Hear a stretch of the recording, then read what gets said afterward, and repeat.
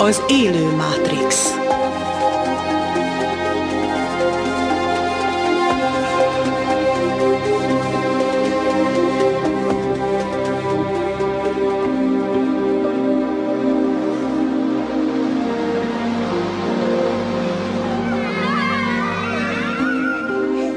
Az 5 éves Demitri születése közben agyvérzést kapott. Állapotán orvosi módszerekkel nem lehet javítani. Demitri születésekor az orvosok azt mondták nekünk, hogy valószínűleg sohasem fog járni és nem lesz önálló. És mivel ez egy olyan krónikus betegség, amely károsította az egészségét, lehetséges, hogy soha nem fog felépülni. Nem próbálkoztunk semmilyen alternatívával. Személy szerint én kizárólag a hagyományos orvosi módszerekben bíztam. Egészen addig, amíg néhány közeli ismerősünk meg nem ismertetett bennünket Erikkel. Úgy szoktunk gondolni a gyógyulásra, hogy emberek szállnak ki a tolókocsiból, újra látnak, újra hallanak, megszűnik a rákbetegségük és hasonlók. És ezek a dolgok meg is történnek, tényleg megtörténnek. Az eredeti szándék csak az volt, hogy részt vegyünk egy szemináriumon, ahol a bemutatott módszer révén az egész családunk segítheti Demitrit. A kisfiú szülei előadás után megkértek, hogy végezzek el egy kezelést. Azt feleltem nekik, bár már zárják a termet, engedjék meg, hogy befejezzem a könyvek dedikálását, aztán megkérjük, hogy egy kicsit tovább maradhassunk. Mi a baj? Elmondták, hogy a fiú agyi bénulásban szenved. Amikor véget ért a szeminárium, akkor találkoztunk először. Csupán egy rövid ideig, körülbelül 15 percig. Az agyibénulás jellemző tünete, hogy a talpak nem tudják megérinteni a talajt, és a sarok felfelé emelkedik. Demitri sarka sem tudta megérinteni a talajt. Emiatt már műtétre is előjegyezték, és ortopéd támasztékokat és fűzőket kellett viselnie. Ahhoz, hogy fel tudjon állni, emberekben vagy bútorokban kellett megkapaszkodnia.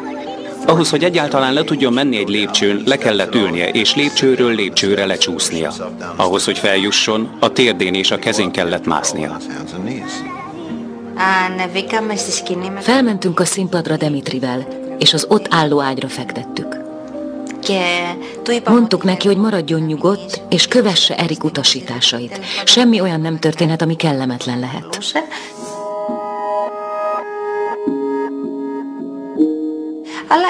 Számunkra nagyon furcsa volt, hogy ez az ember a kezeivel próbálja őt meggyógyítani. Úgy, hogy hozzá sem ér. 4 perc múlva felkelt. És nem csak, hogy járt, hanem ugrált és szaladt is. Óriási meglepetés és hatalmas öröm volt ez számunkra. Ugyanakkor nem győztünk csodálkozni azon, hogy hogyan is működhetett mindez ilyen gyorsan, ilyen közvetlenül és ilyen hatékonyan. Rendesen járt, és már nem pipiskedett a lábujjain. Nem volt már szüksége más valaki segítségére ahhoz, hogy felmenjen a lépcsőn, mint korábban.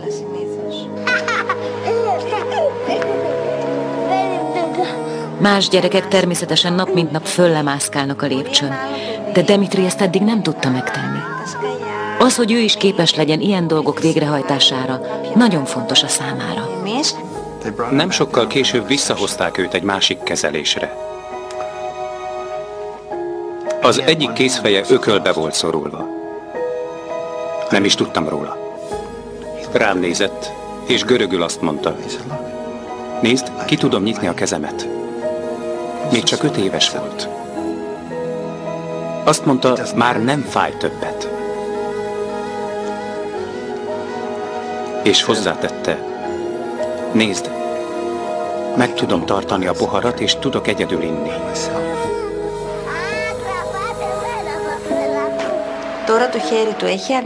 Most már kiben nyílik az ökle.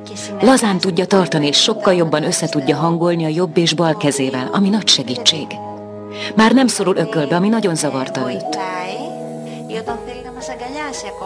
Régebben, ha meg akart ölelni bennünket, csak egyik kezével tette. Most már teljesen át tud ölelni, és azt mondja: látod, meg tudom csinálni.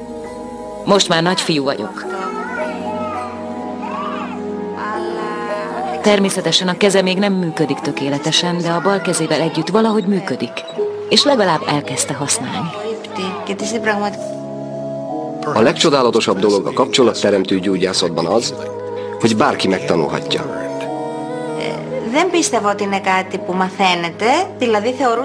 Nem hittem volna, hogy ez olyasmi, amit az ember megtanulhat. Azt gondoltam, hogy ez csak Erik képes megtenni. Eszembe sem jutott, hogy én is megtanulhatnám ezt, és segítségére lehetnék a szomszédomnak vagy a barátomnak. De a program során láthattuk, hogy valóban megtanulhatjuk, és segíthetünk másoknak. Ha a saját szemeddel látod az élő példát, ahogy mi láttuk a saját gyerekünket, akkor azt mondom, igen, elhiszem.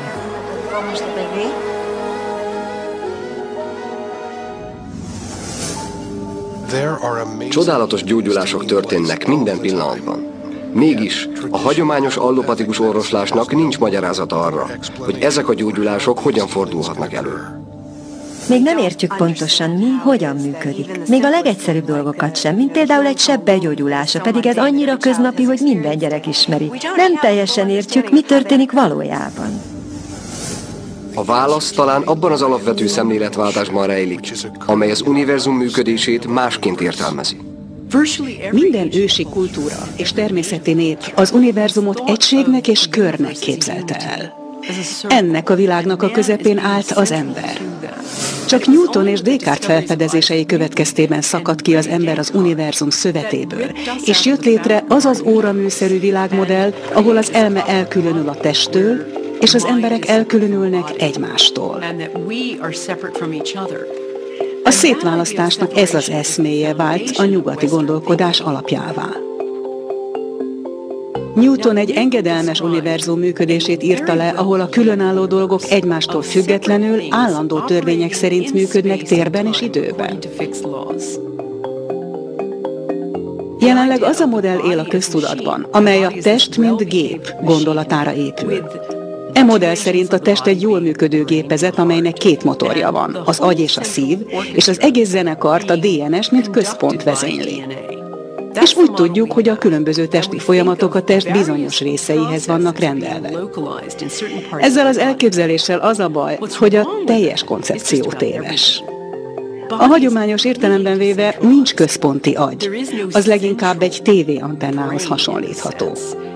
Leginkább egy információ átalakítóhoz hasonlít, amely az információt felfogja és továbbítja, de semmiképpen nem az információ tárolója.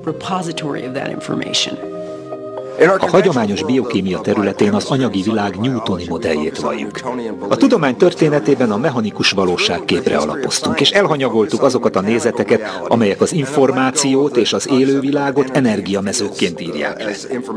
A newtoni nézőpont azt mondja, az anyagra fordítsd a figyelmet, és egyebekkel ne foglalkozz. Manapság viszont kezdjük felismerni, hogy az elme egy olyan energiamezőt hoz létre, melyet az agyhoz kapcsolt enkefalográffal meg tudunk mérni. Vagy egy még érdekesebb, újszerű eljárással, az úgynevezett magnetoenkefalográffal. Míg az enkefalográf esetében a bőrre helyezünk érzékelőket, melyekkel az agyi aktivitást mérjük, a magnetoenkefalográf esetében egy mérőműszer veszi körül a fejet, ami úgy érzékeli az idegi működést, hogy hozzá sem ér a testhez. Ez azt bizonyítja, hogy amikor agyi tevékenységet folytatunk, valójában mezőket sugárzunk szét. 1875 és 1920 között a biokémia óriásit fejlődött. Akkor úgy gondolták, hogy a kémia valószínűleg, na meg az emberi test is, vegyülete gépezete. És a megoldás az, hogy ha a megfelelő vegyszert bevisszük, akkor az jobban lesz. Egy bizonyos pontig ez helyes is, de úgy tűnik, hogy krónikus betegségek esetében már nem, csak rövid távon bizonyul igaznak. Akkoriban komoly szemléletbeli szakadás következett be a fizikában, mert a régi newtoni világ, az óramű univerzum kezdett összeomlani. Néhány bolond fizikus Dániában, Németországban és kisebb mértékben Angliában kidolgozta a kvantumfizikát, és bebizonyította, hogy a világ nem úgy működik, ahogy azt eddig állították. A fizikában óriási anomáliákat fedeztek fel, melyeket nem lehet a hagyományos modellel megmagyarázni.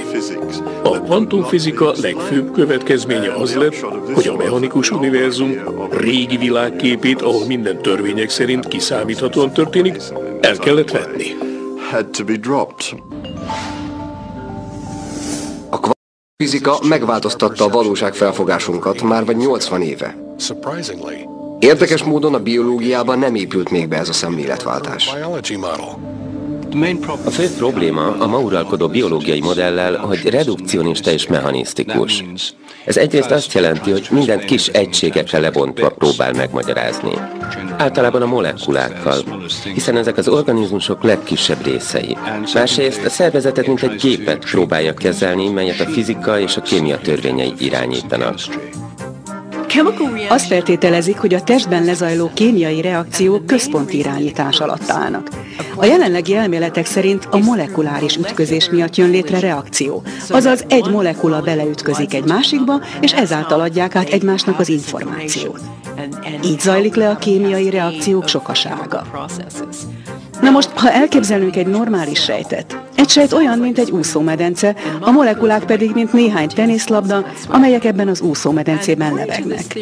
A jelenlegi elmélet szerint az egyik teniszlabdának meg kellene találnia a másik teniszlabdát ebben a hatalmas víztömegben, mi több azonnal. És ezzel a folyamattal magyarázható mindaz a milliónyi tevékenység, amely lejátszódik a testünkben minden egyes másodpercben. Ez nevetséges. A modern orvoslás szerint a létező irányító rendszer enzimekből és hormonokból áll, nem pedig tudatból, érzelmekből és testmezőből. Minden, ami vezérli az embert, csak enzimek és hormonok sokasága. Mi ezt nem tartjuk kielégítő elképzelésnek, ami képes lenne megmagyarázni az emberi viselkedés nagyságát, a betegségek létrejöttét, az egész hatalmas rendszert. Ez így lehetetlen. A mai orvoslás még mindig a régi fizika paradigmáin nyugszik, amely Newton idejére és az anyag elsődlegességére nyúlik vissza. A modern fizika már réges-rég kiiktatta ezt a paradigmát, és megértette, hogy nem az anyag, hanem az elme, vagy szellem az elsődleges. Bár ezt nem szellemként, hanem energiamezőként, intelligens energiamezőként határozza meg. Úgy tekintünk a tudományra, mint valamiféle abszolút igazságra. Egy olyan történetre, amelyet már megírtak. Pedig az igazság az, hogy a tudomány egy folytatásos regény. Minden új fejezet gyakran továbbfűzi, újra értelmezi, vagy teljesen megváltoztatja az előzőleg történteket. Az eddigi felfogásunkból egy elmozdulás zajlik éppen, amely a holisztika irányába lendíti az ingát, és azt vizsgálja, hogyan működik az egész rendszer együttesen. Mivel hogy az orvosok korábban az irányban vizsgálódtak, hogy miként működnek az egyes sejtek önmagukban, eljutottak a sejtek szintjére. Ezt kutatták meg 100 évig, és nagyszerű, hogy most már sokat értünk ebből, de még mindig nem értjük, hogy a sejtek miként beszélnek egymással, és hogyan kezelik az információt.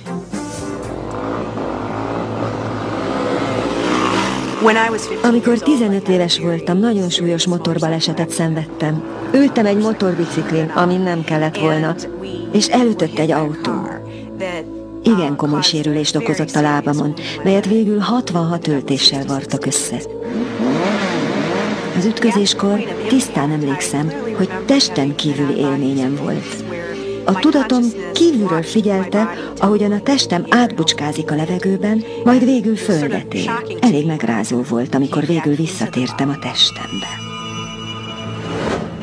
Ez azt az üzenetet hordozta számomra, hogy a tudatom nem csupán az agyamban van, hanem jóval több minőséget érzékel annál.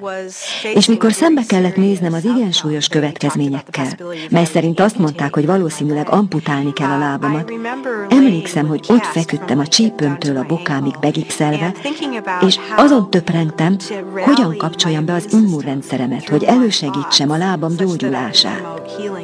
Így tehát lefeküdtem a heverőre, és elképzeltem a saját immunrendszeremet. Éreztem, ahogyan bizsereg. Éreztem a gyógyulást a lábamban. Ez nem valami gyógyítási érzés volt. Fogalmam sincs, hogy honnan jött az ötlet. De valahogy tudatos volt, és nyilvánvaló számomra, hogy ezt kell tennem. És végül levették a gipszet, és hála Istennek, még mindig kétlábú élőlény vagyok.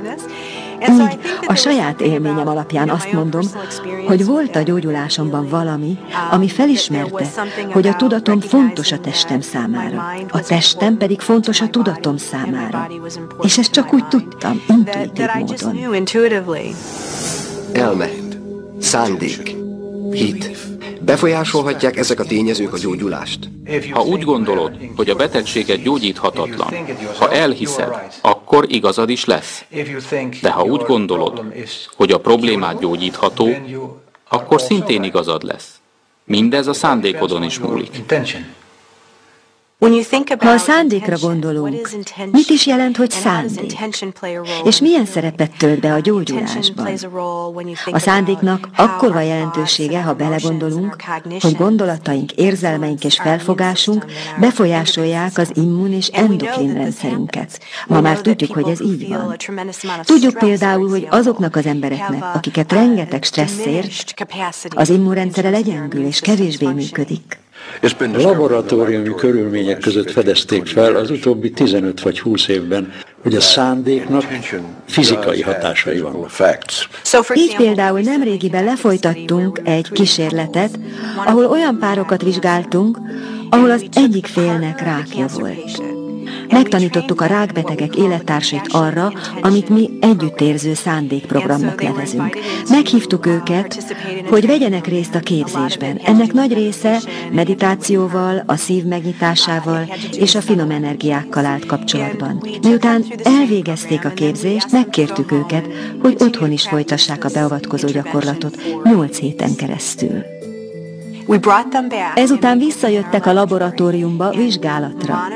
A pácienseket egy 90 kilós pajzs mögé egy elektromagnetikusan leárnyékolt szobában helyeztük el, tehát semmilyen elektromágneses hullám nem juthatott el hozzájuk.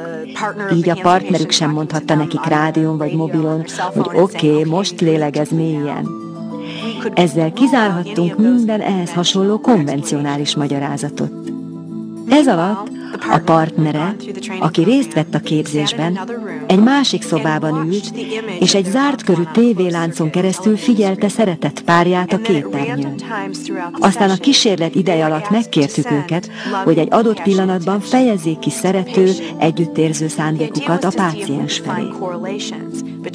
Arra voltunk kíváncsiak, hogy van-e mérhető egyezés a szándék kifejezése és a páciens fizikai reakciói között. Ha igen, akkor ez azt sugallja, hogy létezik valamilyen mód arra, hogy az információ átjusson, amelyet nem lehet a hagyományos newtoni ok-okozati modellel megmagyarázni. Vagyis, hogy nem a rákos beteg társa megy be a szobába és súgja a fülébe, hogy nyugodj meg, épp ellenkezőleg. A két ember térben el volt választva egymástól, és nem tudhatta, hogy éppen mikor fog megtörténni ez az interakció, és mégis megtörtént. Ha egy olyan szándékot fejezek ki, hogy jobban vagyok, ha egy hittel megerősített üzenetet küldök, mely szerint jobban vagyok, akkor ez úgy hat, mintha azt üzenném a testemnek, hogy javítsa meg magát. Hiszen, mint tudjuk, a gondolat valódi, fizikai energia, amely információt küld a testnek. Már több ízben bebizonyították, hogy hitrendszerünk befolyásolja, hogyan viselkedünk és miként működünk. Mi több, a hit befolyásolja életmódunkat is. Tehát ha nem hiszünk abban, hogy segíthetünk magunkon, akkor valószínűleg nem is tudunk. Ha nem hiszünk abban, hogy a pozitív információ jól hat az egészségünkre, akkor valószínűleg nem is hat. Gondolataink hozzák létre a testünket pillanatról pillanatra. Amikor pozitívan gondolkozunk, bizonyos vegyületek áradnak szét a testünkben. Amikor negatívan gondolkodunk, akkor negatív vegyületek áradnak szét. És ez eldönti azt, hogy a sejtjeink miként viselkednek és hogyan hasznosítják a táplálékot. Csontkovácsként egyértelmű számomra, hogy az emberi testben tárolódott stressz különböző mintázatokat vesz fel, aszerint, hogy az adott személy hogyan gondolkozik. A gyógyítás leglényegesebb része valószínűleg az, hogy higgyünk az alkalmazott módszerben, és hogy valamilyen módon pozitívak maradjunk. Rengeteg bizonyíték létezik arra nézve, hogy egy adott gyógyászati rendszerbe vetett hit döntő módon befolyásolja annak hatékonyságát. Miután kutatásokat végeztem például a kemoterápia hatására vonatkozóan, régebben gyakran mondogattam a rákos betegeknek, hogy ne vegyen igénybe kemoterápiát, hiszen az esetek csupán 9%-ában hatásos. Ma már nem tennék ilyet. És azért nem, mert felismertem, hogy a hit a test legerősebb orvossága. Ha hiszel abban, hogy valami működni fog, függetlenül attól, hogy mi is az, számodra működni fog. Folytattak egy tanulmányt Houstonban olyan pácienseknél, akik ízületi gyulladás miatt térdműtéten estek át. Az egyik felüknél valóban megoperálták az ízületi gyulladást, a másik felüknél azonban csak színlelt műtétet végeztek, ahol csupán felnyitották a térdet, majd visszazárták, anélkül, hogy bármilyen beavatkozást végeztek volna. A 3 éves követési időszak alatt mindkét betegcsoport arról számolt be, hogy nincsenek fájdalmai. Azok a páciensek is, akiken semmilyen beavatkozást nem végeztek, szintén arról számoltak be, hogy a fájdalom elmúlt, és az artritiszük eltűnt. Végeztek olyan kísérleteket is, ahol azt vizsgálták, van-e különbség aközött, hogy lejárunk az edzőterembe, vagy csak gondolunk rá. Ezen vizsgálat során a csoport felét elküldték az edzőterembe, hogy dolgozzanak a bicepszükön, a másik felüknek pedig hogy a fotelben ülve csupán arra gondoljanak, hogy az edzőterembe mennek és a karizmukat erősítik. Mégis megfigyelhető eredményről számoltak be azon csoport esetében, akik csupán a karosszékben üldögéltek. A fotelbajnokok is bicepszet építettek. Tehát valójában a test nem tud tényleges különbséget tenni gondolat és tett között. Ez legnyilvánvalóbb módon a placebo hatásban figyelhető meg. A hagyományos nyugati orvoslás a placebónak egy sor spontán vagy csodálatos gyógyulást tulajdonít. De mi is pontosan a placebo hatás? A placebo hatás az a tény, hogy egy ember hite felül tudja írni saját biológiáját. Ez annyira fontos felfedezés, hogy a tudomány kezdi felismerni a gyógyulások legalább 1/3-ának, beleértve a gyógyszereket, műtéteket és más allopátiás kezeléseket is, semmi köze nincs magához az eljáráshoz, csupán a placebo hatáshoz. Ahhoz, hogyha valaki hiszi, hogy az eljárás meg fogja gyógyítani, akkor is meggyógyul, ha csak cukorkát kapott gyógyszer helyett, vagy a műtét csak színlelt volt.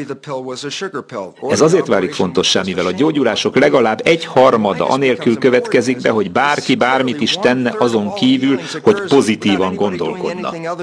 Mint biológust és korábbi egyetemi orvosprofesszort az izgat, hogyan lehetséges, hogy a gyógyszerészeti kurzusokon csak 15 percet beszélünk a placebo hatásról, majd az orvosi tanulmányok hátralevő részében teljesen figyelmen kívül hagyjuk a gondolatok, a tudati folyamatok jelentőségét és az élő szervezetre kifejtett hatását.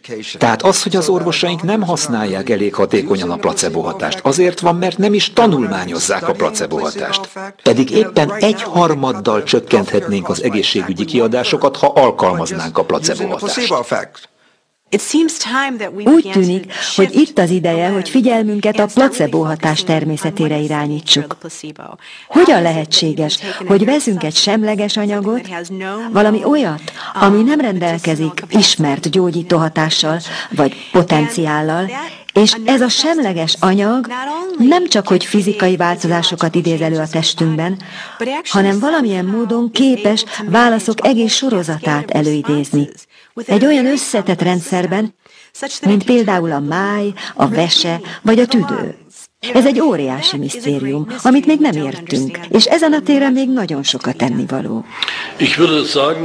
Úgy fogalmaznék, hogy az, amit az orvostudomány placebo hatásként ír le, egy olyan hatás, amit energiamezők idéznek elő. Gyakran azt mondjuk, hogy az embernek hinnie kell benne, aztán működni fog. Ez helyesnek tűnik, noha nem gondolunk bele, hogyan is tesszük ezt nap mint nap. Például, ha a német tévéállomást, az RTL-t akarjuk nézni, akkor az RTL gombot nyomjuk meg, ami azt jelenti, hogy ráhangolódunk arra a frekvenciára, ahol azt lehet fogni. Az RTL mindig jelen van, de ha nem hangolódunk rá, nem tudjuk venni. Tehát ha az RTL-t akarom nézni, rá kell hangolódnom, rá kell fókuszálnom.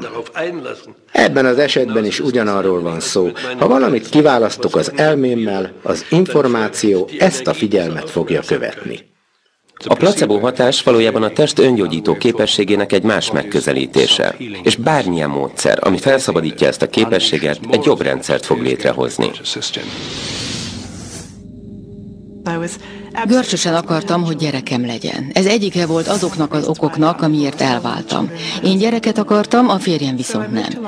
Londonba költöztem, azt gondolva, hogy maximum 2 éven belül új partnert találok magamnak, és letelepszem. És majd kiköltözöm vidékre a nem tudom hány gyerekemmel, és teljesen boldog leszek. Ez volt a tervem. Mindig is nagyon jól tudtam terveket gyártani. Szóval így álltam. Volt egy csontkovács praxisom, ahol elláttam a betegeimet. És stresszes voltam, frusztrált és depressziós. És évek óta fejfájás gyötört. Vagy 10 éve rettenetes fejfájással küzdöttem, ami egyre rosszabb és rosszabb lett. Néha 5 napig is eltartott. Rutinvizsgálatra mentem az orvosomhoz, aki felfedezte, hogy a hormonszintem nagyon kibillent az egyensúlyából, és azonnal tumorra gyanakodott. Elküldött agyvizsgálatra, ahol is prolaktinomát diagnosztizáltak. Hatalmas sok volt. Hatalmas megrázkódtatás. Igazi derült égből villámcsapás. Azt éreztem, hogy micsoda igazságtalanság. Elmentem a könyvtárba, és tanulmányozni kezdtem mindent, amit lehetett ezzel a tumorral kapcsolatban. És amikor felfedeztem, hogy terméketlenséget tud okozni, az jutott eszembe, hát ez vicces, mondhatom. A testem minden sejtje azt mondta, gyereket akarok, és mégis valahogy egy olyan tumort növesztettem, ami meggátolja, hogy gyerekem lehessen. Kell, hogy valami oka legyen ennek. Túl sok az egybeesés. Szóval nagyon kíváncsi lettem. Az alternatív gyógyítási hátterem miatt elhatároztam, hogy inkább alternatív kezelést választok, mint hogy alávessem magam az ortodox gyógyszeres vagy műtéti kezelésnek. Ariel elhatározta, hogy neurolingvisztikus programozást, az NLP-t választja a tumor kezeléséhez. Így aztán sokkal mélyebb szintre ástam bele magam az NLP-be. Túljutottam a mesterfokozaton, hazajöttem, és nagyon lelkes voltam, hogy mi mindent teszek majd. Elkezdtem valójában megérteni, miről is szól az NLP. Az NLP a pszichológia gyakorlati formája, ami abból indul ki, hogy hol tartasz most, hova akarsz eljutni, majd feltárja, hogy mi áll ennek útjában. Ha 5 napig tartó fejfájásod van, mint nekem, és a végcél az, hogy ne legyen daganatod, akkor az út a startvonaltól a célszalagig vezet. Ez az, amit elkezdtünk felfedezni az NLP segítségével. Amint elkezdett az NLP-vel dolgozni, Ariel néhány nagyon érdekes felfedezést tett. Emlékezzünk rá, hogy én voltam az az ember, aki testének minden porcikájával azt gondolta, hogy gyereket akar. Pedig valójában azt fedeztem fel, mélyen elrejtve a nagyon korai gyerekkori emlékek között, hogy olyan iszonyatot éreztem az akkori családom iránt, hogy a legutolsó dolog, amit akarok ezen a világon, hogy anya legyek. És ez a felfedezés nagyon-nagyon megrázott. Azt hittem, hogy akarok valamit, s közben a tudatalattim épp az ellenkező irányba tartott. És amikor megértettem az okokat, hogy miért is nem akarok gyerekeket, és hogy ez a vágy min is alapult, képessé váltam arra, hogy elengedjem és hagyjam menni a maga útján. És legalább megértettem, hogy miért alakítottam az életemet olyanná, amely nem azon az úton haladt tovább. Egy napon hallottam magamat, ahogy a fejemben kiabálok. Mintha egy kis hang azt mondaná, olyan elegem van ebből az egészből, meg akarok szabadulni ettől a rémálomtól, meg akarok szabadulni ettől a tumortól.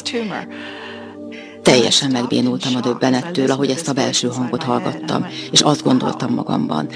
Hűha, rengeteg harag van itt, rengeteg frusztráció, rengeteg önostorozás. Ha a tumoromat mindezekkel a gondolatokkal támadom meg, és így akarok megszabadulni tőle, akkor ez halálos. Ez nem lehet a gyógyulás útja. Pedig még soha nem gondoltam így a gyógyulásra. Felismertem, hogy minden erőmmel azon voltam, hogy távozásra bírjam.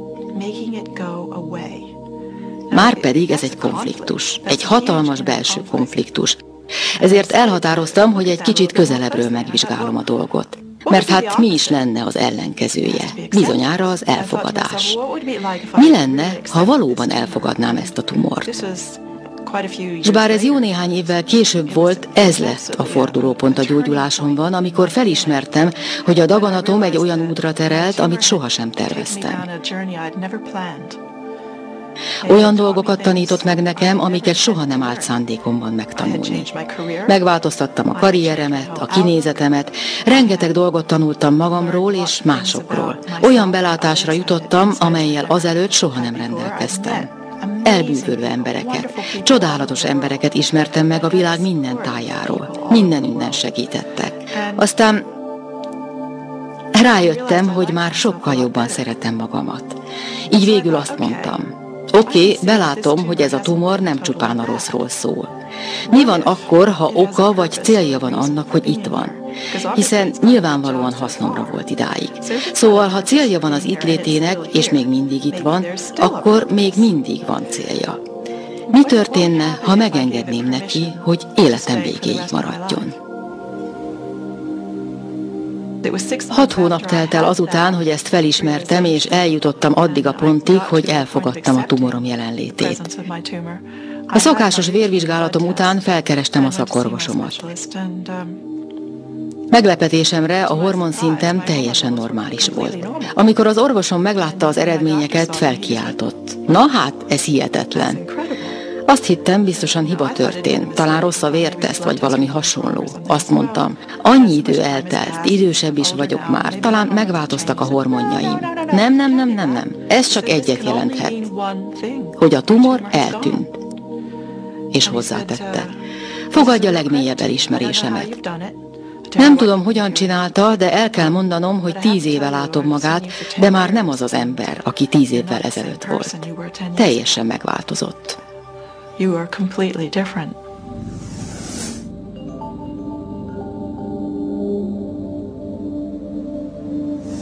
Ha bekövetkezik egy érzelmi változás, mondjuk a frusztrációtól eljutunk az örömig, akkor egy ilyenfajta módosulás körülbelül 1400 biokémiai változást indít el a testünkben azonban. Ha végig gondoljuk, hogy milyen sok érzelmet élünk át egy nap leforgás alatt, a csúcs és mélypontokat, azt a számtalan hatást, melynek ki vagyunk téve az észlelésünk által, akkor láthatjuk, hogy az érzelmek rengeteg változást okoznak a fiziológiánkban. Beláthatjuk, hogy a fizikai diétához hasonlóan érdemes odafigyelnünk az érzelmi diétára is. Ez az egész a élet egyik kulcsa, amely minden kétséget kizárólag lelassítja az öregedési folyamatot. Erős, negatív érzelmek degenerálnak, pozitív érzelmi állapotok regenerálnak bennünket. Egyszerű, mint a számtan. Érez több szeretetet, több törődést, több hálát, és valószínű, hogy az egészséged javulni fog, és úgy is marad.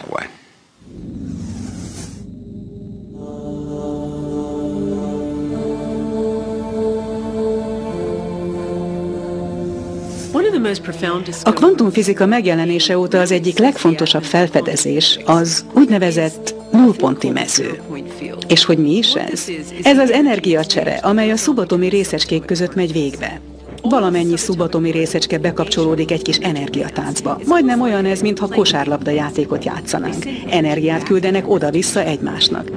És ebben a cserében egy szempillantásra létrejön valami, amit virtuális részecskének neveznek. Már most ez az egyedi kis csere nem sok energiát jelent, körülbelül fél watt nagyságú. De ha ezt megszorozzuk azzal, hogy valamennyi szubatomi részecske ezt az energiacserét végzi minden egyes dologban, a teljes univerzumban, akkor mérhetetlen energiamennyiséghez jutunk. Mindez folyamatosan történik az üres térben, mint valami nagyforgalmú háttértárban. Míg a bevett biológiai kutatás az anyagi világ ingereire összpontosít, addig a kvantumfizika feltárja, hogy a láthatatlan ingerületek sokkal fontosabbak. Ahogy Albert Einstein fogalmazott, egyedül a mező irányítja a részecskék működését. Einstein egyszerűen azt értette ezen, hogy a mezők, a minket körülvevő láthatatlan energiaerőterek irányítják egyedül az anyagi részecskéket.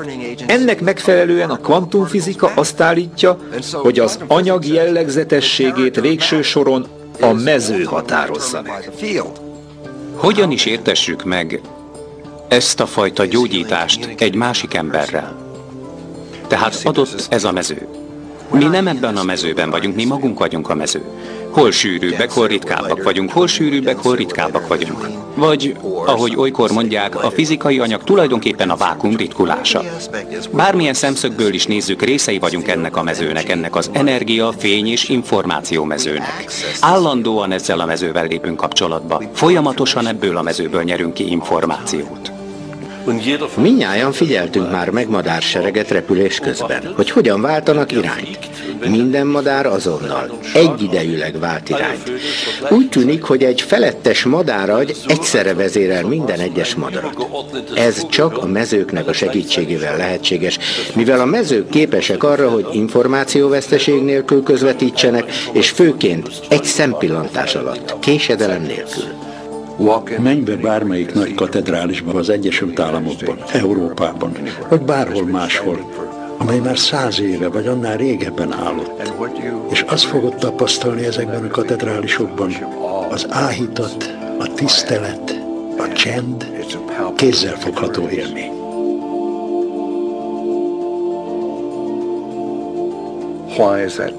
Miért van ez így? Azért van ez így, mert az emberek évszázadokon át jártak abba a katedrálisba, és ott a lehető legjobb énjüket adták, áhítatot és hódolatot tanúsítottak. És ebben a tudatállapotban a testi agyból kiáramló kvantumkibocsátás átsugárzik a katedrálisba, beleívódik a falaiba, és még évszázadokkal később is visszasugárzik azokra, akik belépnek ide. Ezért érezzük úgy, hogy csend, áhítat és tiszteletadás tölti be a teret. Mi valamennyien részei vagyunk ennek az óriási energiamezőnek, ennek a nullponti mezőnek, amelyben össze vagyunk kapcsolódva és össze vagyunk kapcsolva a kozmosz legtávolabbi részével is.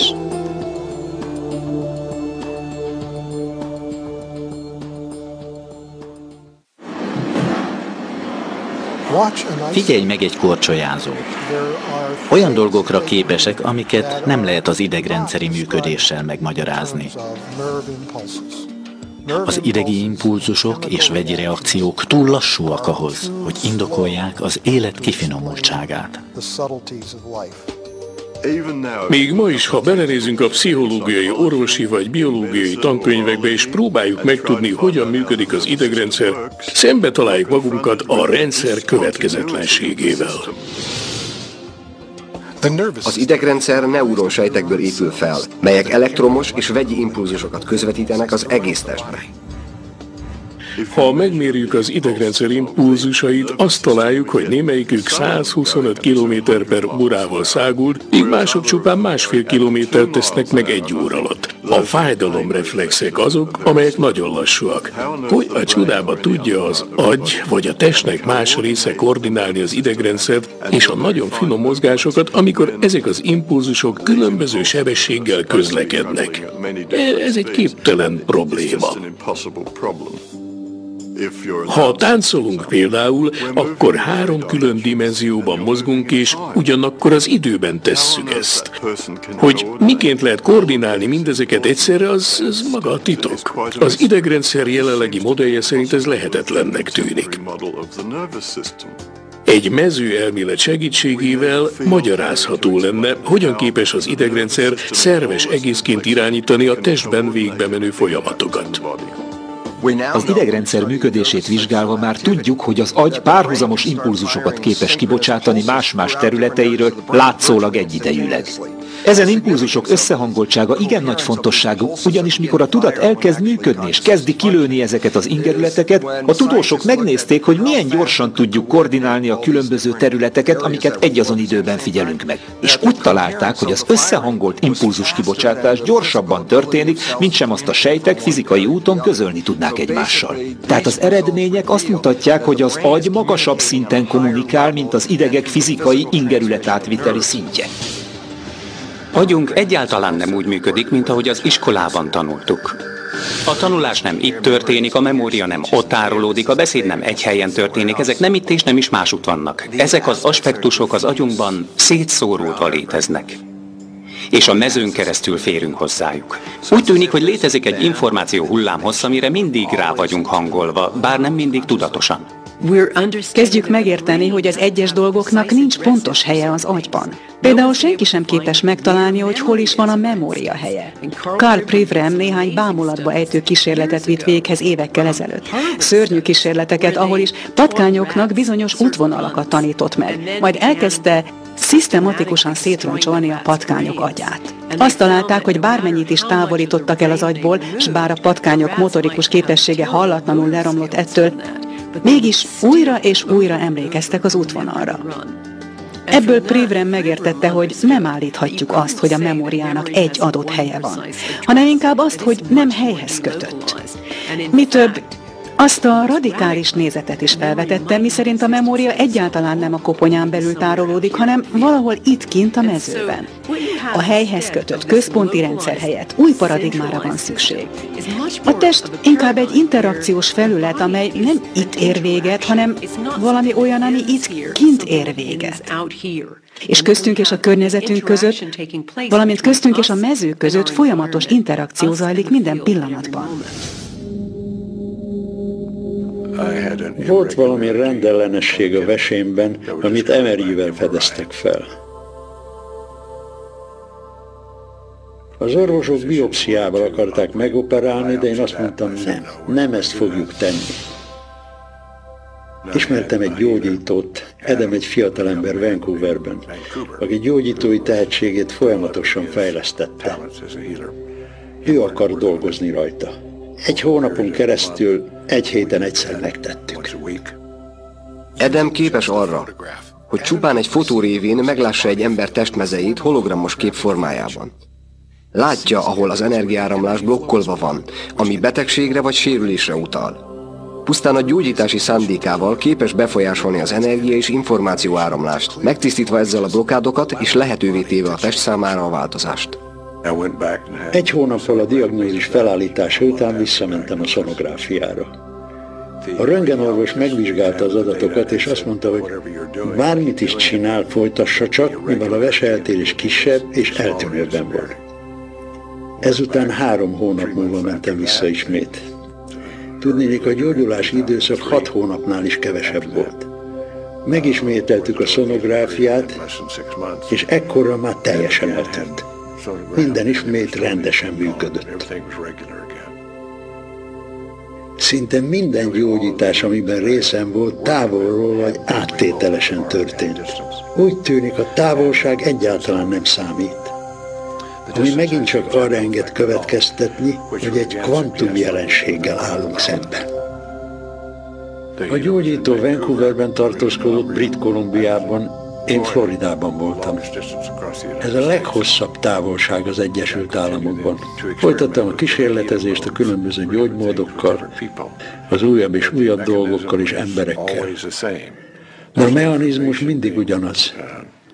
Van egy kibocsájtott információ, és úgy tűnik, van egy érzékelhető energiaátvitel. Úgy tűnik, a testünk hozzá van kapcsolódva a mezőhöz. De mi a mechanizmusa ennek az interkommunikációnak? Hogy zajlik le ez a kommunikáció? Egy lehetséges megoldás a biofoton.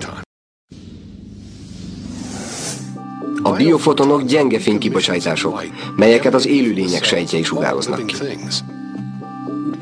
Tudjuk, hogy biofotonok segítségével információt sugárzunk szét, hiszen többek között Fritz Popp is felfedezte, hogy folyamatosan kis fénynyalábokat bocsátunk ki.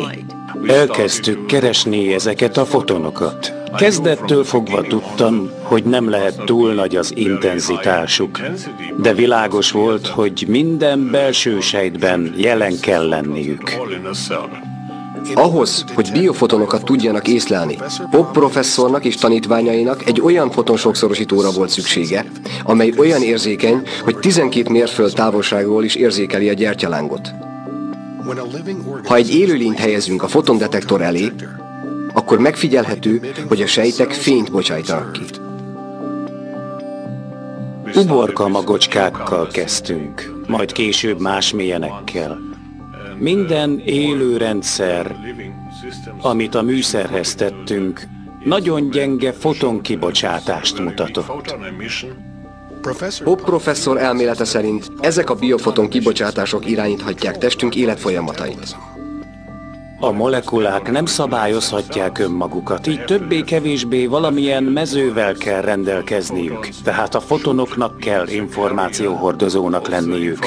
Ez szükséges az életfolyamatok szabályozásához. Ezek a biofotonok egy dinamikus, koherens fényhálót hoznak létre a testünkön belül. Sejtjeink folyamatosan fényt bocsájtanak ki biofotonok formájában. Vajon ezek a biofotonok képezik a test irányító ellenőrző rendszerét? Nem a DNS-ünk? Nem a génjeink? Nem a gének irányítják a biológiánkat. Ha olyan családi problémákkal találkozunk, mint például a rák, rögtön a géntérképet kezdjük vizsgálni, és megjelöljük azokat a családtagokat, akik megkapták a rákot, mondván, lássuk a genetikát, mivel az végigvonul a családon, kell lennie rákgénnek. Amit kihagytak ebből a kutatásból, hogy amikor gyerekeket fogadnak örökbe olyan családokba, ahol rákbetegek vannak, az adoptált gyerekeknél ugyanolyan mértékben alakulhat ki rák, mint a család saját gyerekeinél. Az érdekesség az, hogy az örökbefogadott gyerek olyan genetikával rendelkezik, amelyben benne sincs ez a rák. Ez arra világít rá, hogy az befolyásolja a rák kialakulását, hogy milyen családdinamikával kerülünk kapcsolatba, milyen érzékelést, hitrendszert és hozzáállást tanulunk meg, nem pedig az, hogy milyen genetikai háttérrel rendelkezünk. A genetikának létezik egy új ága, az epigenetika, amely a génfejlődésre gyakorolt környezeti hatásokkal foglalkozik. Az epigenetikusok felfedezték, hogy a sejteken belüli információ, ami bekapcsolja, ami működteti, és ami megváltoztatja a dolgokat, nem is a sejteken belül található, hanem azokon kívül.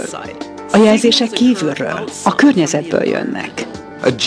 A gén egy lenyomat, ami lényegében arra szolgál, hogy fehérjét állítson elő. És a fehérjék több mint 100 000 képezik azokat az építő elemeket, amelyekből felépül a biológiánk, szerkezetünk, viselkedésünk, igaz? Szóval amikor genetikai lenyomatokról beszélünk, egészen az elmúlt 10 évig a lenyomatot tekintettük azon információhordozó egységnek, amely létrehozza az egyes fehérjéket. Ám az új tudomány zavarba ejtő módon rávilágított arra, hogy az epigenetikai mechanizmusokon keresztül, azon a hatáson keresztül, hogy a környezet befolyásolja a leolvasást, az epigenetikus folyamatok több mint 30 000 különböző variációt tudnak előállítani ugyanabból a lenyomatból. És amint ezt felismerjük, rájövünk, hogy végtelen lehetőségekkel rendelkezünk. Ez hatalmas változás ahhoz képest, hogy a gének határoznak meg mindent. A gének csupán lehetőséget jelentenek. Ha csak a molekuláris szintet vizsgáljuk, az Emberi Gén projekt feltárta, hogy körülbelül 25 000 génnel rendelkezünk. Jóval kevesebbel, mint azt korábban feltételezték. A Csimpánz Gén projekt mostanra feldolgozta a teljes csimpánz génállományt, és genetikájuk gyakorlatilag ugyanaz, mint a miénk. Ugyanazok a fehérjék, ugyanazok a gének, alig van különbség. De nyilvánvaló, hogy mégis van különbség, és ha ezt nem tudjuk a genetikával megmagyarázni, akkor mivel is tudjuk?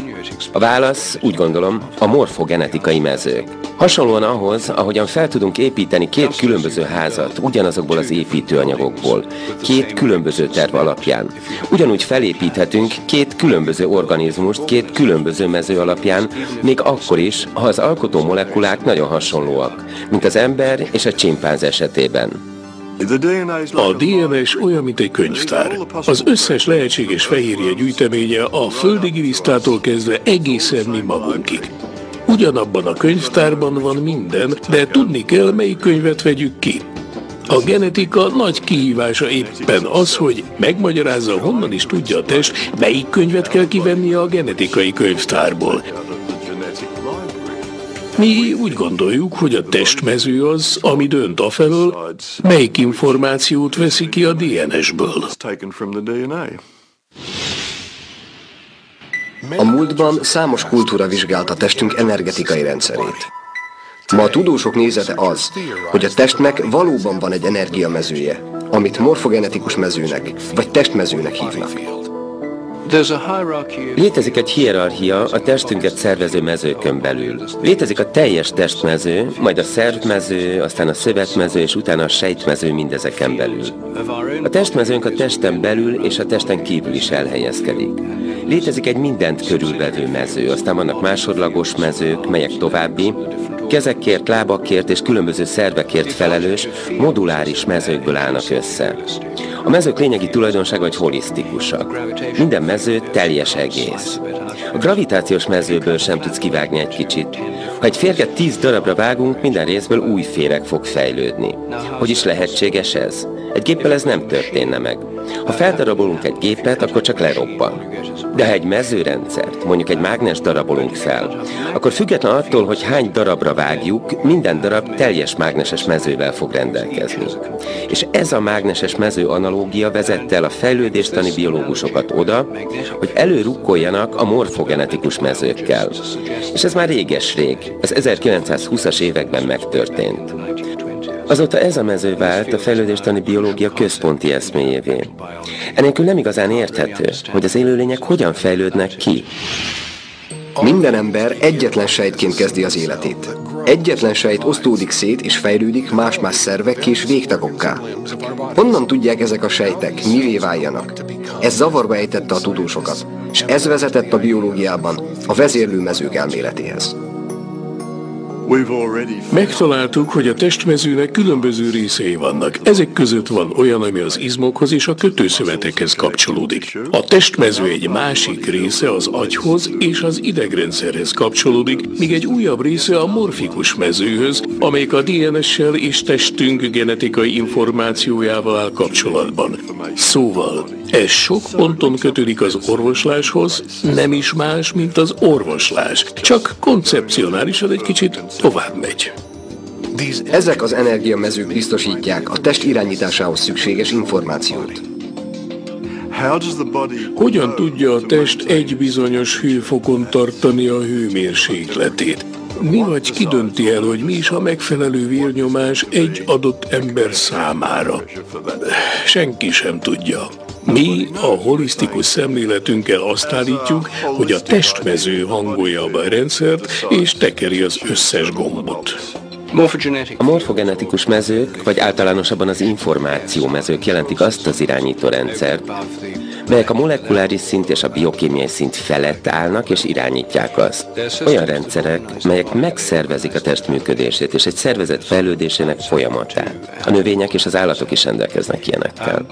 Ezek tartják fenn a test formáját, és ezek segítenek a testnek felépülni a betegségekből vagy sérülésekből. Még tovább menve azt mondhatjuk, hogy az emberi test nem más, mint rendezett információk együttese. Más szavakkal szólva az emberi test egy energiamező. Egy állandó, skaláris állóhullámokból összetevődő energiamező, amely ennek megfelelően szerveződik, strukturálódik és rengeteg információt tárol. Úgy hiszem, valóban szükségünk van egy mezőn alapuló testmodellre ahhoz, hogy az orvoslás és a gyógyítások különböző formáit egyszer egységes rendszerbe foglalhassuk. A testmező egy információ mintákkal telített energiamező. Testünk minden szerve a saját jellegzetes mezőit hozza létre.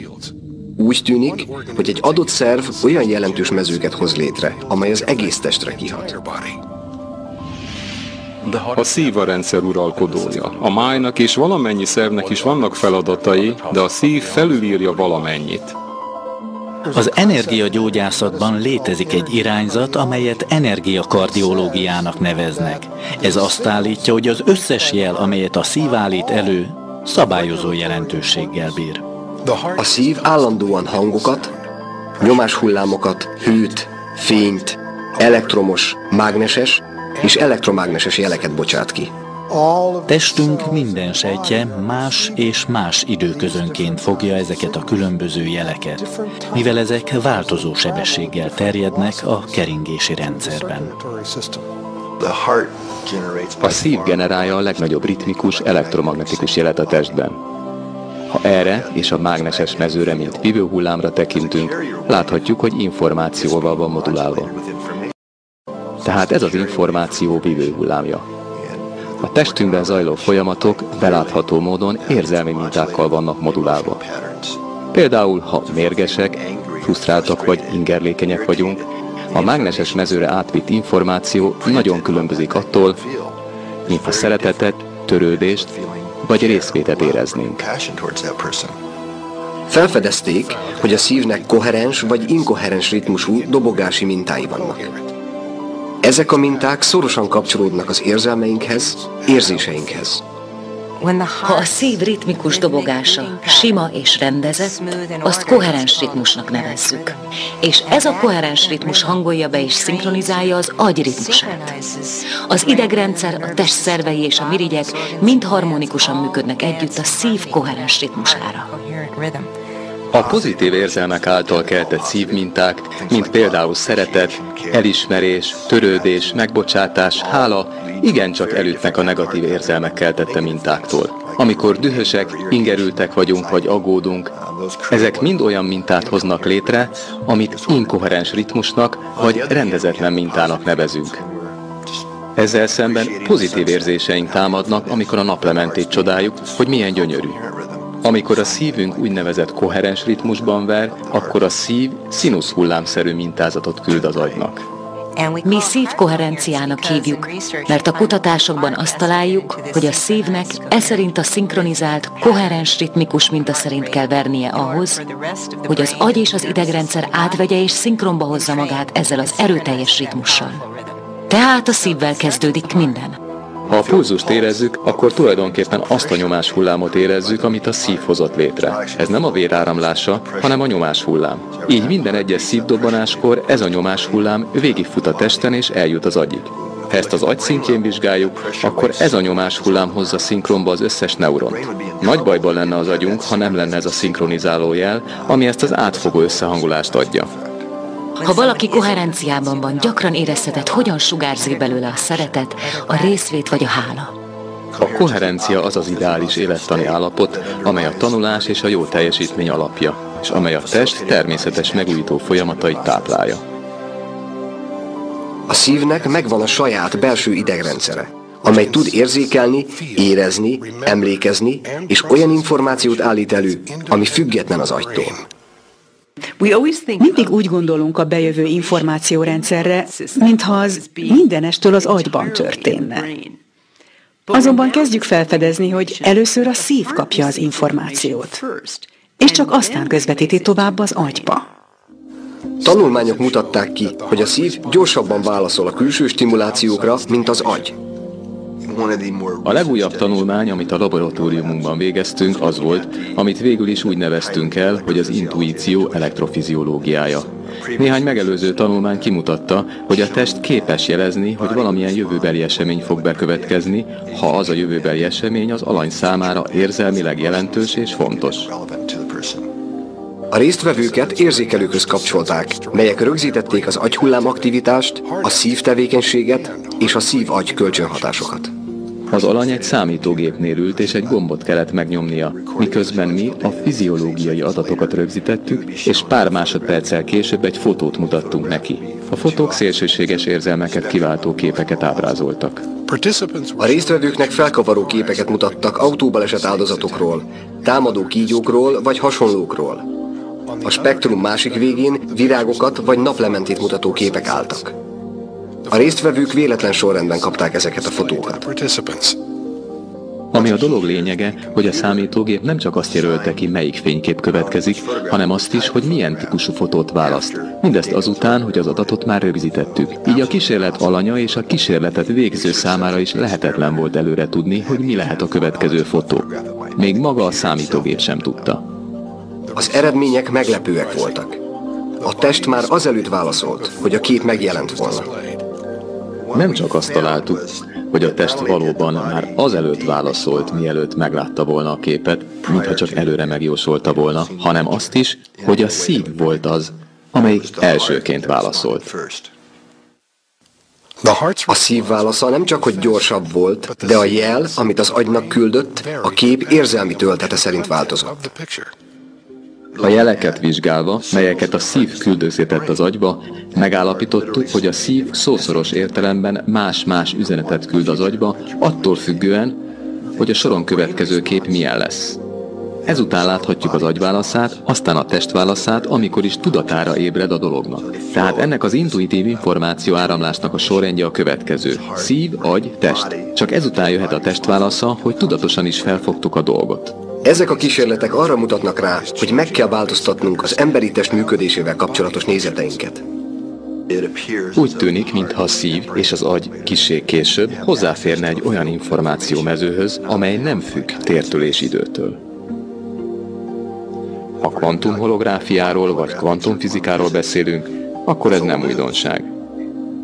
De végre vannak módszereink arra, hogy megmutassuk, valóban létezik energetikai, illetve elektronikus rendszerünk, és hogy valójában ez az elsődleges, és tényleg nincs kötve se időhöz, se térhez. A szív egy olyan információ és intelligencia mezőhöz kapcsolódik, amely kiegészíti az agymezejét, bár különbözik attól. Teljesen világos, hogy a szívben és az agyban található neuronok rövid és hosszú távú memóriával is rendelkeznek. Információt dolgoznak fel, mint egy működő agy. Egyes kutatók úgy vélik, hogy a szív az a központi szerv, amelyik a testmezőbe beírja az információt. A szív rengeteg idegszövettel rendelkezik. Úgy hisszük, hogy az idegszövet azért is van ott, hogy imprinterként, amolyan holografikus nyomtatóként működjön. A test holografikus testmezejét a szív nyomás hullámai folyamatos információban látják el. A szíven belül hatalmas elektromos töltés van.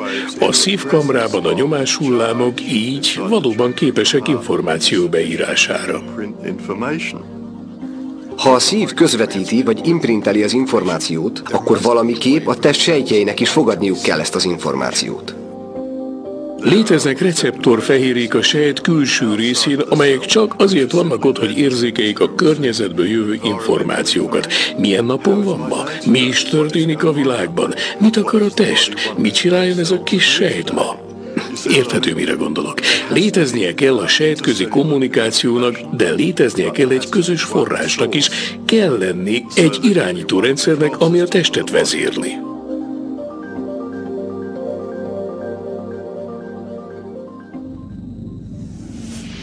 Ez a vezérlőrendszer a testmezőn keresztül küldi ki az információt a testnek.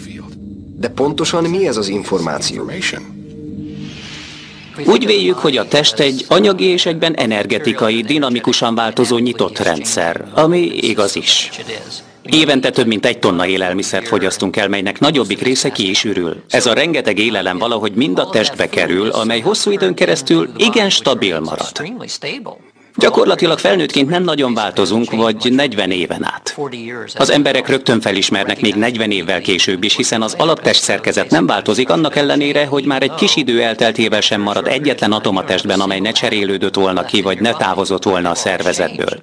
Tehát most ez az a hamburger, amit tegnap ettem, de 3 hét múlva ez az a répa lesz, amit holnap fogok megenni, és így tovább. Ez egy roppant dinamikus rendszer, de én mégis ugyanaz maradok. S ha tehát nem az anyagi és feltételezhetően nem is az energetikai rész az, ami stabil, akkor mi? Kell, hogy legyen egyfajta információs minta, ami ezt az egészet egyben tartja. Számos élenjáró tudós úgy véli, és be is bizonyította, hogy az ember egy információs rendszer. Ez teljes egészében a testünkben található, és a mezőből információt hívunk le minden pillanatban. A test állandóan információval lép kapcsolatba, a saját magán belül és a mezőben tárolt információval is. A test állandóan koherens rendszereket keres. Keresi a sejtek közötti információcserét, hogy minden egyes sejt tudja, mi is történik. Ez egy hatalmas információs rendszer, és néhányan azt állítják, hogy a betegség csupán egy hiány az információs rendszerben. Úgy gondolom, igazuk van. Az anyag összesűrűsödött energia, az információ pedig az energia mintája. Létezik egy információ áramlás a testen belül, az idegrendszeren és a szöveteken keresztül, amit még nem teljesen értünk. De még az ősi kultúrák is, például a kínaiak akupunktúrás rendszernek hívják azt, ami az információ áramlás rendszere magában a testben. Ha van szerkezet, akkor van rendszer. Mindenhol van információ, ugyebár? Információs rendszert azonban csak akkor kapunk, ha annak belső rendje van. És a nagy áttörés, amit az 1980-as években fedeztek fel, az volt, hogy az akupunktúra rendszere egy szervezett rendszer. Nem csak az akupunktúrás meridiánok vakvéletlen sokasága. Az elvégzett kísérletek azt mutatják, hogy a meridiánok egy bizonyos rendbe szerveződnek, és bizonyos irányokban akarnak egymással kommunikálni. Így azt mondhatjuk, hogy az információnak sorrendje van, és ez az, ami a testmezőt alkotja, maga a rend. A teljes szervezet és minden sejt tényleges szabályozása, valamennyi sejt koordinációja, ezeknek az információmezőknek, ezeknek a rétegzett hullámmezőknek a segítségével lehetséges. Ezek garantálják, hogy minden sejt tudja, mit is csinál a másik sejt az adott pillanatban. És mi ezeknek a strukturált mezőknek a segítségével működünk. Végtére is Einstein és más mai gondolkodók is azt mondják, hogy az energia és az információ felcserélhetőek. Rendben. Tehát az információ az energia egy típusává válik, mivel az egy rendezettség a térben. Érthető? Tehát felcserélhetőek. De másfelől, amely a gyakorlatban történik, veszünk egy energiahullámot, és arra a hullámra imprintelünk egy információt, és az információ mennyisége, amit rányomtathatunk, határtalannak tűnik. A jövő gyógymódja az információs orvoslás lesz. Az az orvoslás, amely képes megragadni és helyre tenni a torzult információt. Láthatóan a test irányító rendszere nem a génekben vagy a kémiában keresendő, hanem az információban, amely a testmezőn keresztül válik hozzáférhetővé. Lehetséges új információt juttatni a testbe a célból, hogy jobban legyen? Pontosan ezt teszi számos kutató. Megtanultuk, hogyan állítsuk helyre az információ torzulást, melyet különböző betegségfolyamatok idéznek elő. Ha egyszer helyreállítottuk, bármilyen meglepő, de a fiziológia elkezd működni, a kémiai folyamatok helyreállnak. Csodálatos gyógyulásokat mesélhetnék ennek kapcsán. És csupán azért, mert megtanultuk, hogyan javítsuk ki a testmezőben kialakult információtorzulást. A betegség bizonyos értelemben összezavart információ. Ha tehát hozzá tudunk férni a megfelelő információhoz, ki tudjuk javítani a zavart. És ez az, amit néhány új megközelítés meg is tesz. Gyakorlatilag kijavítja az összekeveredett információt. Amikor 20 éves voltam, pajzsmirigyrákot állapítottak meg nálam, ami egy olyan műtéthez vezetett, ahol eltávolították a pajzsmirigyeim mintegy 3/4-ét. Azt követően szintetikus hormonokat kellett szednem, hogy pótolják a szükséges hormonokat. Pár évvel később krónikus fáradtságszindrómát állapítottak meg nálam, és néhány év múlva izomfájást, majd egyre csak betegebb és betegebb lettem. A férjemnek kellett felhúznia az ágyból, ha fel akartam kelni. Etetnie kellett, fel kellett ültetnie az ágyban, és úgy etetni. Olyan rosszra fordultak a dolgok, hogy gyakorlatilag nekem kellett fürdetni őt, és elcipelnem az ágytól a fürdőszobáig, meg minden ilyesmi. Csak hogy túlélje a mindennapokat. Egyáltalán nem tudták, hogy mit kellene csinálni ezzel a betegséggel. Gyakorlatilag azt mondták nekem, hogy tanuljak meg együtt élni vele. Nem tudtam segíteni neki. Mindegy volt, hogy mit mondott, mi fájt, vagy milyen rossz érzései voltak, vagy hogy épp mi történt benne. Nem tudtam segíteni neki, mint hogy senki más sem. Nem hittük, hogy bárki segíthet. Végül az orvosom azt mondta, Vanessa, tényleg nem tudom, mit tehetnék érted ezen a ponton. Mindössze annyit tehetek, hogy felírok valamilyen gyógyszert, hogy kicsit jobban légy. De azt javaslom, keresd fel ezt a táplálkozási tanácsadót. Talán ő segít kitalálni, hogy mit ehetsz, vagy legalább megmondja, miből juthatsz némi táplálékhoz. Vanessát az endokrinológusa utalta be hozzám. Amikor először nálam járt, szó szerint nem volt képes egy napot sem eltölteni ágyon kívül. Rendkívüli módon le volt fogyva, csak nem mindenre allergiás volt. Sok bajom volt azzal, hogy olyan ételt találjak magamnak, amit egyáltalán meg tudok enni. Végül is ez vezetett ahhoz, hogy ilyen gyenge lettem. A szája belülről tele volt sebbel. Az ajkak is tele voltak sebekkel, mintha kicserepesedett volna. A haja olyan volt, mint a szalma, és hullott is. Az első dolog, amit elvégeztem, egy NES-teszt volt. A rendszert arra tervezték, hogy meghatározza a testmezőben létrejött torzulások helyét. A test úgy jut új információhoz, hogy olyan cseppeket adunk neki, melyeket bizonyos információs mintával imprinteltünk. Mivel annyira le volt gyengülve az energiamezője, olyan dózissal indítottunk, amit általában gyerekeknek szánunk.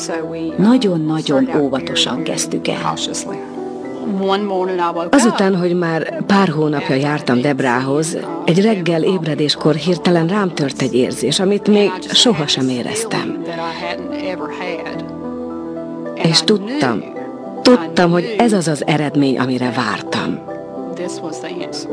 És Olyan jól éreztem magam, hogy sírva fakadtam.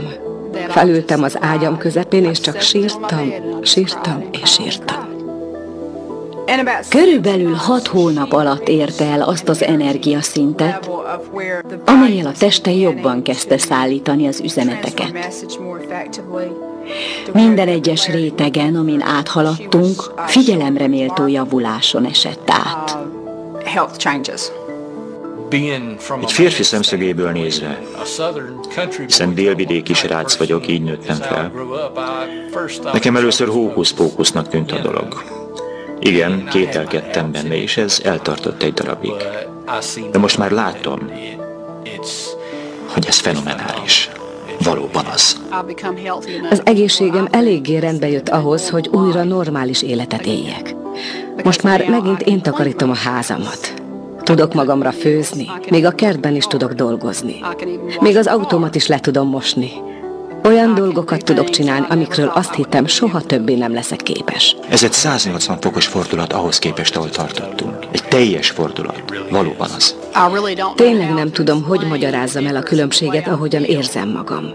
Olyan, mintha meghaltam volna, és visszatértem volna az életbe.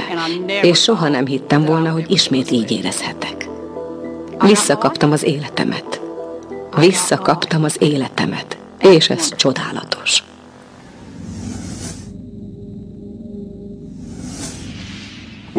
Egy teljesen új felfogás küszöbén állunk, hogy megértsük, hogyan keletkeznek a betegségek, hogyan történik az információ átadás, hogyan erősíthetjük ezt az átadást egy élő szervezetben. A krónikus betegségek száma óriási mértékben növekszik, és úgy gondolom, hogy ezeknek az új információs módszereknek a segítségével azokat a krónikus betegségeket is tudjuk majd kezelni, amiket ezelőtt nem.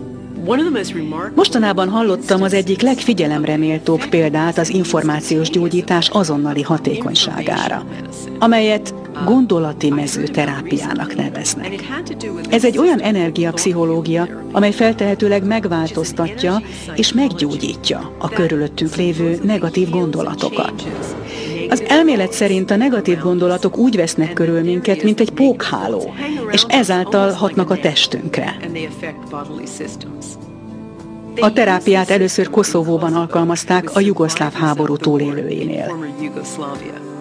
Ezek olyan családok voltak, akiket komoly trauma ért, mivel a politika és az etnikai tisztogatások miatt a család felét kiirtották, csupán azért, hogy demoralizálják a túlélőket. Kiválasztottak egy csoport poszttraumatikus stressz-szindrómában szenvedő embert, akiknek éveken át tartó terápiás beszélgetésre, gyógyszeres kezelésre és hasonló hagyományos terápiára lett volna szüksége.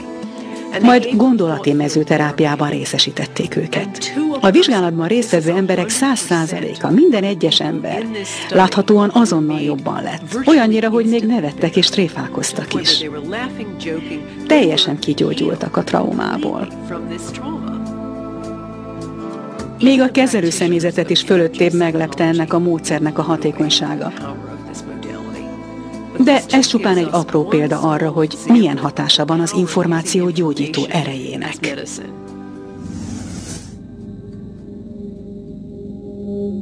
A legfontosabb dolog, amit tehetünk, hogy teljes felelősséget vállalunk az egészségünkért. Ne gondoljuk azt, hogy valahonnan kívülről jön, vagy hogy valaki más adhatja nekünk. A teljes felelősségvállalás azzal kezdődik, hogy mi válogatjuk meg saját gondolatainkat. Azzal, hogy jó tudatállapotba kerülünk. Olyanba, amely leginkább kedvez a gyógyulásnak.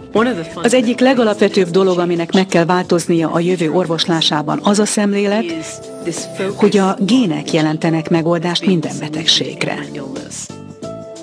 Ha figyelembe vesszük, hogy az epigenetikusok milyen felfedezéseket tesznek, akkor meg kell értenünk, hogy a gének valójában ennek a külső információs rendszernek vannak alárendelve, és inkább az információra kell figyelni, nem a génekre.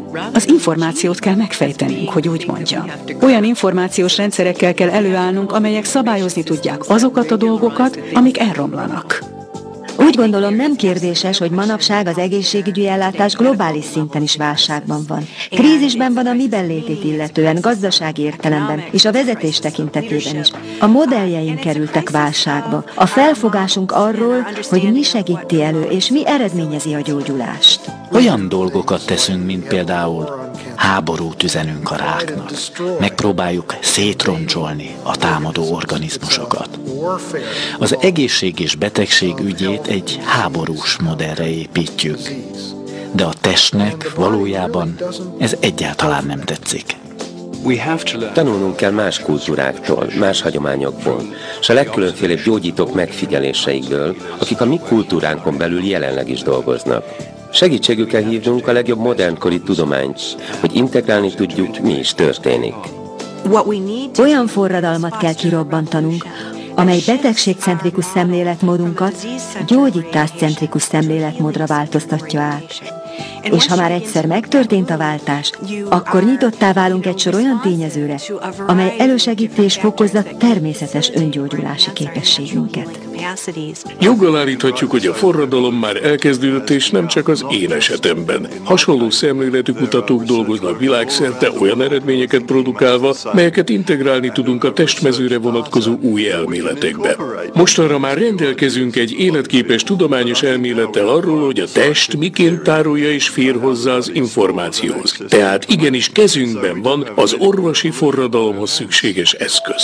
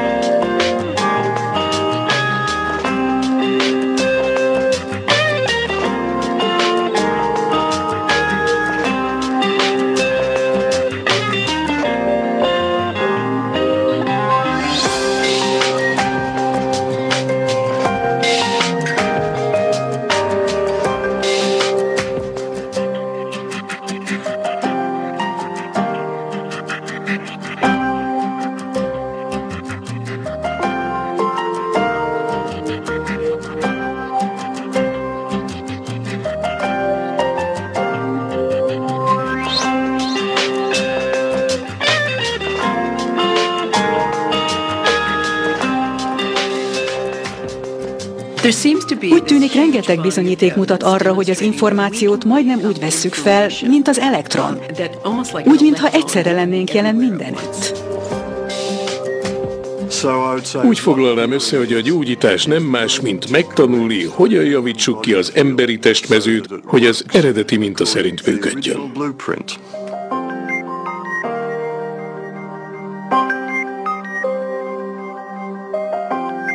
Végtére is azt szeretném látni, hogy elmozdulunk a betegségcentrikustól a gyógyulásközpontú modell felé, és felismerjük, hogy a gyógyulás egy mélységes misztérium, amiről még nagyon sokat kell tanulnunk, és ahelyett, hogy azt hinnénk, már rendelkezünk a válasszal, nyitottak maradnánk azokra a felfedezésre váró dolgokra, amikkel javíthatjuk az emberek állapotát.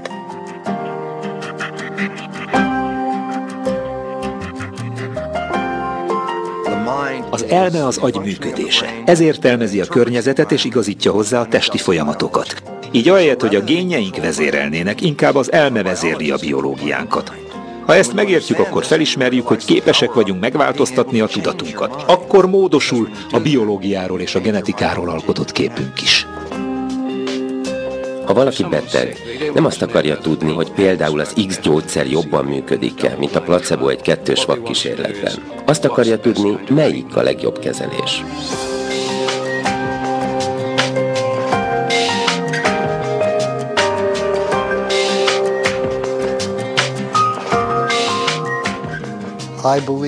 Úgy hiszem, sokkal nagyobb hatalmunk van, mint sem azt gondolnánk. Hiszem, hogy sok gyógyító eljárást, amit sikeresnek tartunk, az emberek maguk is tudnák alkalmazni, amint megértik saját energiarendszerüket. Teljesen világos, hogy a negatív információ ártalmas. Ha befogadjuk testünkbe, vagy beengedjük a hitrendszerünkbe, meg fogja változtatni testünk reagálását és egészségi állapotunkat.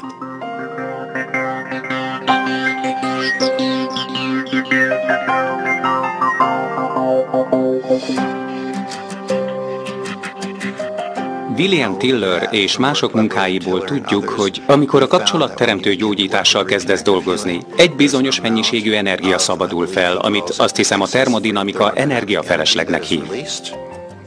Ha ez csupán energia lenne, vagy pusztán energiagyógyítás és nem kapcsolatteremtés, ahhoz, hogy ennyi energia szabaduljon fel, és hogy ilyen változás következzen be az emberben, a szoba hőmérséklete 300 fok fölé kellene emelkedjen. Ez persze nem következik be, hiszen valami újjal, valami mással lépünk kapcsolatba.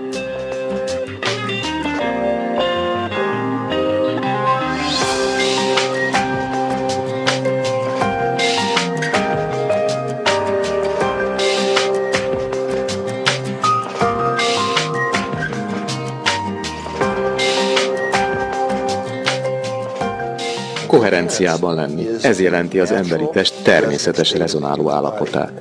Más szavakkal, nekünk emberi lényeknek van egy rezonáló frekvenciánk. Ez az, amit koherens állapotnak nevezünk.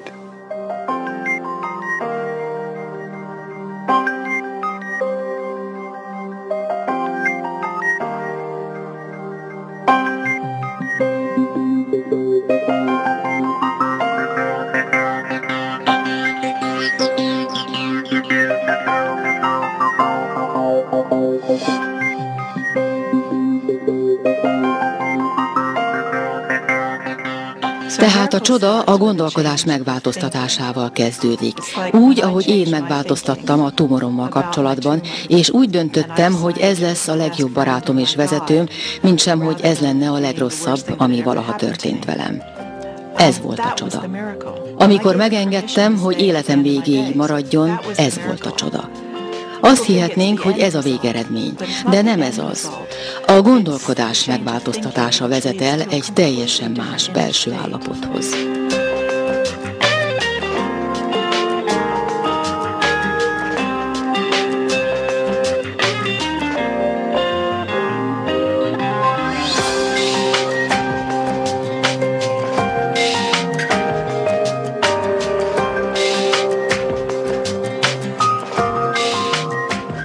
Mindkettőre szükség van. Kell az akarat a gyógyulásra, és kell a helyes információ a terapeutától, vagy az infócseppektől, vagy bármi legyen az. És persze ezeknek összhangban is kell lenniük.